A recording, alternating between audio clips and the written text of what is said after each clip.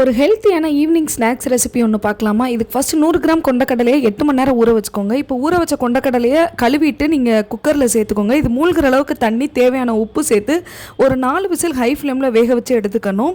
கொண்டக்கடலை வந்து பார்த்திங்கன்னா நல்லா இந்த அளவுக்கு மசிய வேக வச்சுருக்கணும். இப்போ இதில் உள்ள தண்ணியெல்லாம் வடிச்சிருங்க. கொண்டக்கடலையை வேறு ஒரு பிளேட்டில் மாற்றிட்டு கையை வச்சு நல்லா மசிச்சு விடணும். இல்லை அப்படின்னா உங்ககிட்ட மேஷர் இருந்துச்சுன்னா நல்லா மசிச்சு விட்டுக்கோங்க.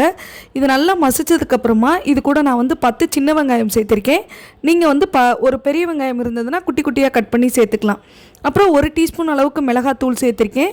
2 டேபிள் ஸ்பூன் அளவுக்கு நீங்கள் இது கடலை மாவு சேர்த்துக்கோங்க. அப்புறம் தேவையான அளவு உப்பு, 1 டீஸ்பூன் அளவுக்கு மிளகுத்தூள் சேர்த்துருக்கேன். விருப்பப்பட்டால் இது கூட மல்லித்தலை சேர்த்துக்கலாம், கேரட் துருவி கூட சேர்த்துக்கலாம். இப்போ இந்த மாவை நல்லா பிசைஞ்சுக்கோங்க. தேவைப்பட்டால் தண்ணி லைட்டாக தெளித்து இந்த அளவுக்கு நல்லா பிசைஞ்சு எடுத்துக்கோங்க. இதை இப்போ குட்டி குட்டி உருண்டைகளாக உருண்டை பிடிச்சி எடுத்துக்கோங்க. உருண்டை பிடிச்சி எடுத்ததுக்கப்புறமா உங்களுக்கு கட்லெட் எந்த ஷேப்பில் வேணுமோ அந்த ஷேப்பில் நீங்கள் தட்டி வச்சுக்கோங்க. இப்போ தோசைக்கல்லை சூடு பண்ணி அதில் லைட்டாக எண்ணெய் ஊற்றிக்கோங்க. எண்ணெய் நல்லா சூடானதுக்கப்புறமா இந்த கட்லெட் துண்டுகளை சேர்த்து 2 பக்கமும் நல்லா செவக்க வேக விட்டு எடுத்தீங்க அப்படின்னா கொண்டக்கடலை கட்லெட் ரெடி. நீங்களும் கண்டிப்பாக ட்ரை பண்ணி பாருங்கள். வீடியோ பிடிச்சிருந்ததுன்னா லைக், ஷேர் அண்ட் சப்ஸ்கிரைப் பண்ணிடுங்க. தேங்க்யூ.